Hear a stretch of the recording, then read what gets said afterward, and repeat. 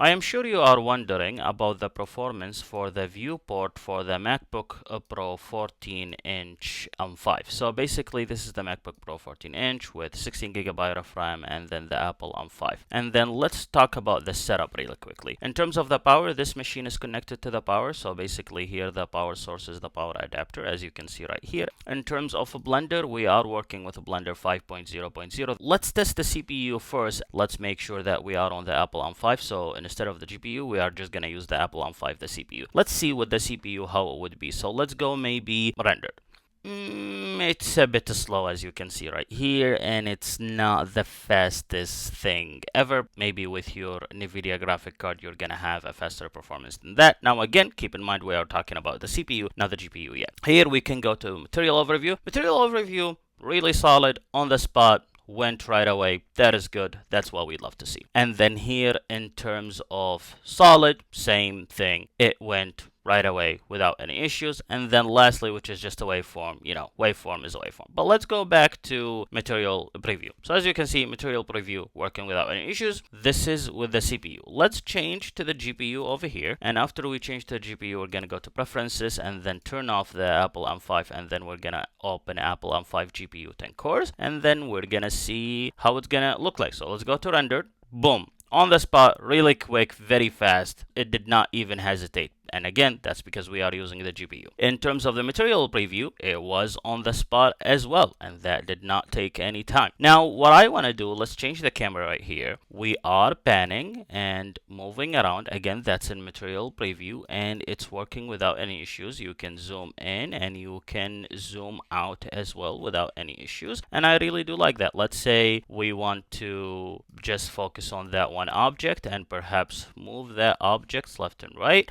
We can do that without any issues. Now what I want to do that the same but with rendered and then see. So with rendered you can move around, and when you move around it doesn't take a lot of time for everything actually to render. Now let's pick an object and then hit F where we want to focus on it. Go back a little bit, and as you can see it's working without any issues. And if I want to move it, there is just a slight-ish delay. I wouldn't say that's like the craziest thing because again you are in rendered. All the settings they are in the default. So basically if you are trying to render the scene and then maybe you are doing, let's say, the sample count, you would increase it or whatever that might be, you would be getting a different performance. But I am keeping it as the default just so for you actually you can replicate this test and then trying to see if you are getting a similar performance or not. If you are wondering, okay, I want to see the viewport, is it working or not with the Blender? It's working without any issues right here. I want to duplicate an object. As you can see, you can duplicate the object without any issues. Now let's go to material preview, which usually you should be working with material preview anyway when you are trying to copying the object. So Control V,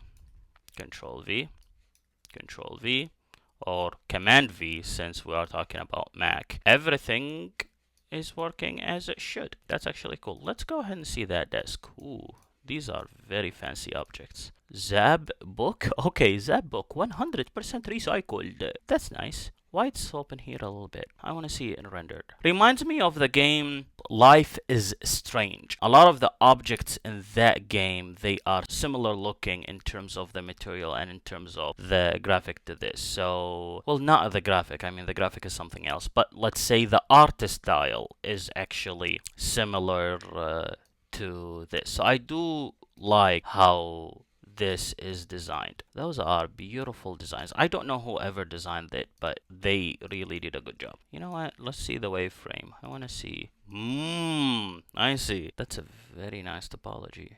Okay, and all of it is quads. That's actually really cool.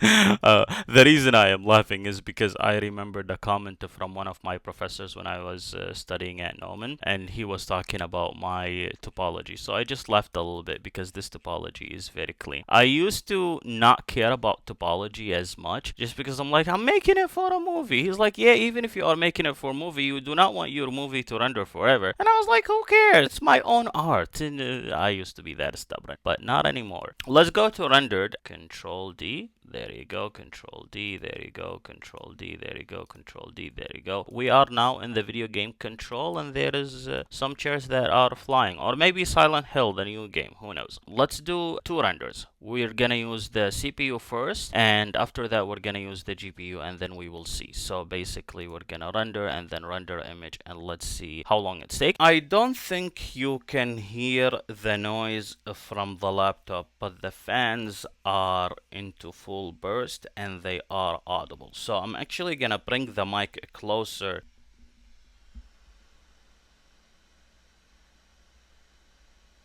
When I do wear my headphones, I do not hear it at all, but without the headphones, I'm actually hearing what's going on. Now, is it noisy? Is it gonna turn heads? No, not to that extent. Any Windows laptop will be way louder than this, but I wanted to bring that to your attention just for the sake of transparency. Now, this is taking more than 2 minutes, so I guess it's gonna take about 3 minutes, and that's with the CPU, and of course, you're not gonna use the CPU to render, so we're gonna go to GPU, Preferences, and then in Preferences, we will make sure that we are on the GPU. Here we're gonna go ahead and do render and then render image. Let's see with the GPU how long it takes. Well, we are already, wow, okay, so I thought we're gonna be at 1 minute, but we are already 38 seconds. So with the GPU it's much better. So if you do have a Mac, please, when you are doing any renders, use the GPU. Do not use the CPU, because the GPU is much faster. That is the first run, which is usually the kernel run. So actually